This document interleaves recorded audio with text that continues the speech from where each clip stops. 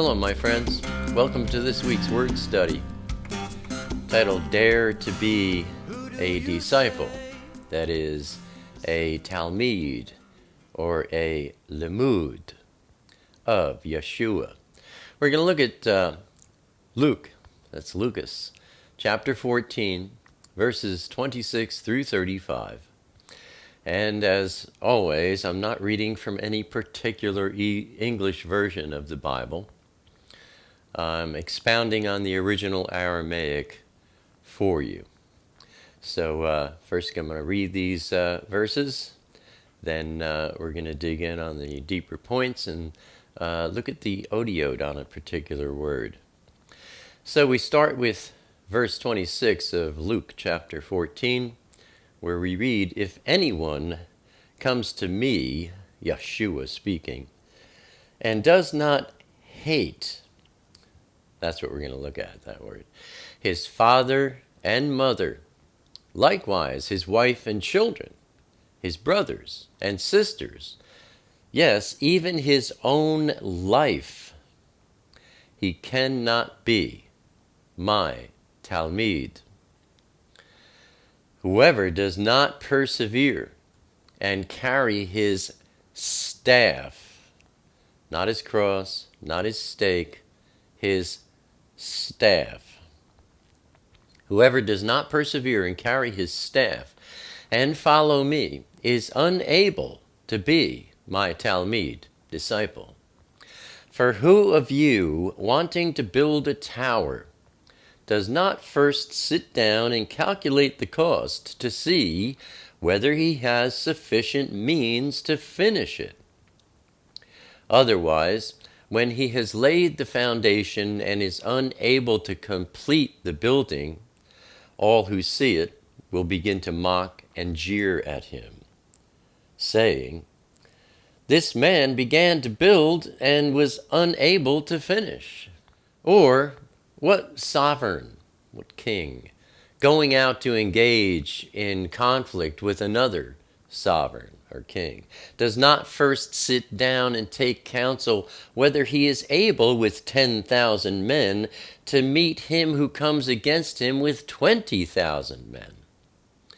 And if he cannot do so when the other sovereign king is still far away, he sends a delegation and asks the terms of peace. So then, every one of you who does not forsake, surrender, give up, say goodbye to all that he has, cannot be my disciple, my Talmid, my Limud. Salt is a good and excellent thing, but if the salt has lost its strength and has become tasteless, how shall its saltiness be restored? It is not fit for the land, nor for the manure heap. Men throw it away. He who has ears to hear, let him listen. Consider and comprehend by hearing." Now let's look at the finer points. In verse 26, Yahshua says, "If anyone comes to me and does not hate his father and mother, his wife and children, his brothers and sisters, even his own life, he cannot be my disciple, my Talmid." Hate. If he doesn't hate, that's the English word we see. In the original Aramaic, the word there is sana, and that is spelled samech nun aleph. Samech, picture of a thorn, a sharp and piercing shield. It has to do with grabbing onto and holding on to something. A thorn is a seed which attaches itself to hair and clothing. Not easy to remove. Samech also has to do with infinity and limitlessness. Then we see nun, picture of a seed. Yahshua is the good seed. Satan is the bad seed. Those who belong to Yahshua are good seeds. Those who belong to Hashatan, Satan, are bad seeds. Nun, the seed, has to do with unstoppable motion. And of course, as I mentioned, it has to do with being offspring or heirs of Yahshua or Satan, depending. And then finally we have Aleph, picture of an ox head. Aleph talks about Abba, Father, Yahweh. It has to do with headship, the head of a family, who one's headship is. It has to do with being yoked to and taught by that headship. In our case, hopefully, that headship is Yahweh or Elohim. And so, you know, hate really is the wrong English word here. If you don't hate your mother or your father, you can't be a Talmid or a disciple of Yahshua. What Yahshua said is like, if you don't sana your mother, your father, your children, and so on. Sana, to sana someone, means to be indifferent to them, to have a relative disregard for them in comparison with your attitude toward Elohim. To be indifferent to, or to have a relative disregard for anyone who is not infinitely and limitlessly attached to those who are of the good seed, Yahshua and Abba, Father, Yahweh. No matter how much you love someone, no matter how much someone loves you, if anyone causes you to detach yourself from Elohim, if they are not of the good seed, if they don't recognize Abba, Father, Yahweh as their headship, if they're not being taught by Elohim, you must detach yourself from them. And if you're not willing to do that, then you're not capable of being a disciple, a Talmid, a Lamud of Yahshua. In 2 Corinthians chapter 6, verse 14, we see, "Do not become unevenly yoked with unbelievers." That is, with those who are inconsistent with your faith. For what partnership has righteousness with lawlessness? And what fellowship has light with darkness? Now, looking at verse 27, Yahshua says, "Whoever does not persevere and carry his staff and follow me is unable to be my Talmid." Now, you know, for years, many have taught, pick up your cross and follow Yahshua. Yahshua was not referring to the cross or the stake, more accurately, that he was crucified on. He's talking about a staff, your walking stick. The staff representing being a teacher of others, guiding and directing others to the way. So Yahshua in verse 27 is saying, whoever does not persevere and carry his staff, directing, helping, and teaching others about the way, and follow Yahshua, be his lamud, his follower, is unable to be his disciple, his Talmid, his follower, his lamud. Verse 28, we see, "For who of you wanting to build a tower, who of you wanting to build a house, a model ship, a custom street rod like my 54 Chevy pickup truck, who of you who wants to build a piece of furniture doesn't first sit down and calculate the cost and the materials to see whether you have sufficient means to finish the idea of this project. To be absolutely sure you have everything it takes to successfully take on the task and the responsibilities involved to do it sincerely and correctly.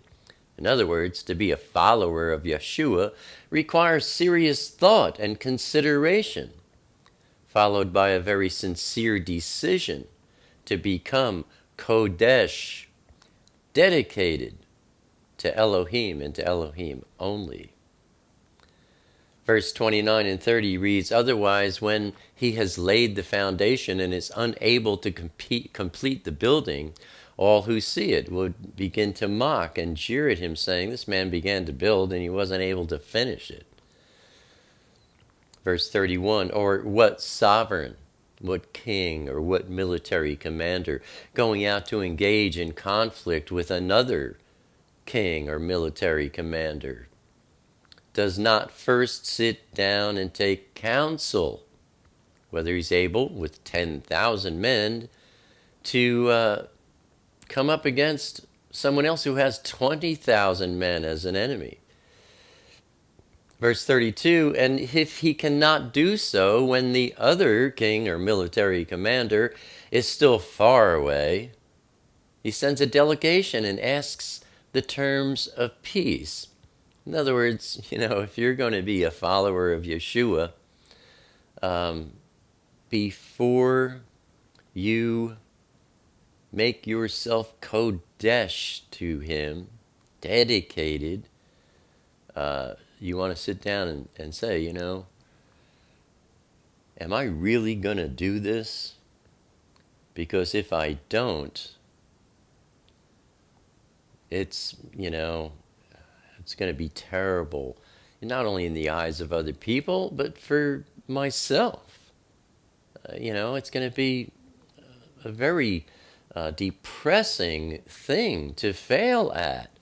So I want to make sure before I begin, am I committed to this? Is this more important to me than anything else on earth, anything else in my life?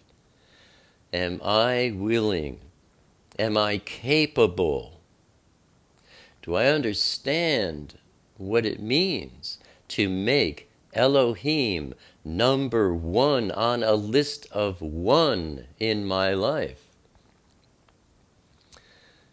And Yahshua goes on in verse 33 saying, "So then, every one of you who does not forsake, renounce, surrender, give up, say goodbye to all you love or have in this world, you can't be Yeshua's Talmid. You can't be his follower or his disciple unless you are willing to look at what is important to you in this life. Are you willing to give that up? Walk away from it? Say goodbye to it? Are you willing to make your walk with Yahshua more important than any other desire you have in your life? In short, anyone who loves the things of this world more than the things of Elohim cannot become a follower of Yahshua. They'll fail at it. They won't be able to do it. And then in verses 34 and 35, Yahshua says, "Salt is a good and excellent thing. But if the salt has lost its strength and has become tasteless, how shall its saltiness be restored? It's not fit for the land, not fit for the manure heap. Men throw it away." There's other scriptures that say that we are the salt of the world. What? We bring flavor to life. We make life delicious. Solomon said, he was the wealthiest man on the planet. He had all the money. He could buy anything he wanted, do anything he wanted. He did, and said, it's all emptiness. There's no satisfaction in anything of the world. There was no salt. There was no flavor. We are the salt of the world. We bring flavor and deliciousness to life. And if that saltiness weakens, can it be restored? How can you restore it?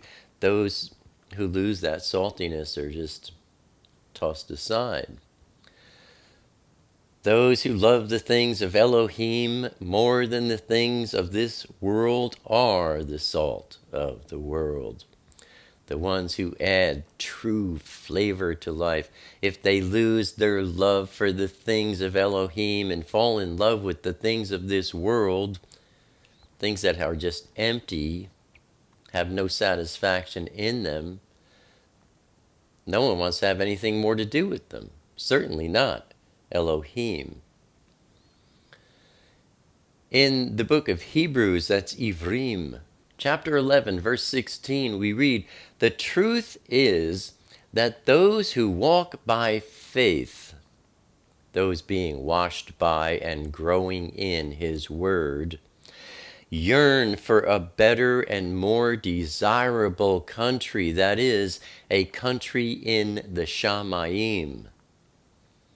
He who has ears to hear," Yahshua closes with, "let him listen, consider, and comprehend by hearing."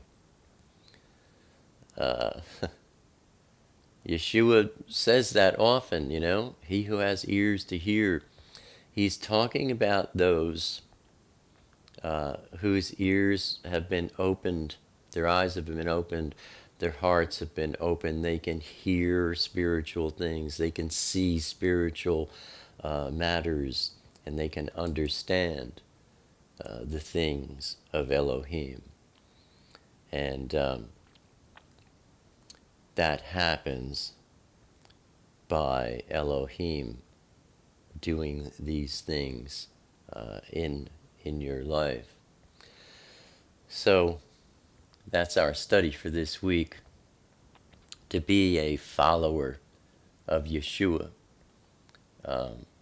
requires a total and complete and absolute commitment to be Kodesh, to be dedicated to Him and Him alone, nothing else. Those are the Talmudim, the Lamudim, the followers of Mashiach. As always, I hope and I pray, my friends, that this study is a berachah to you and to yours. Abba willing, I'll see you here again next week. Until then, shalom, my friends.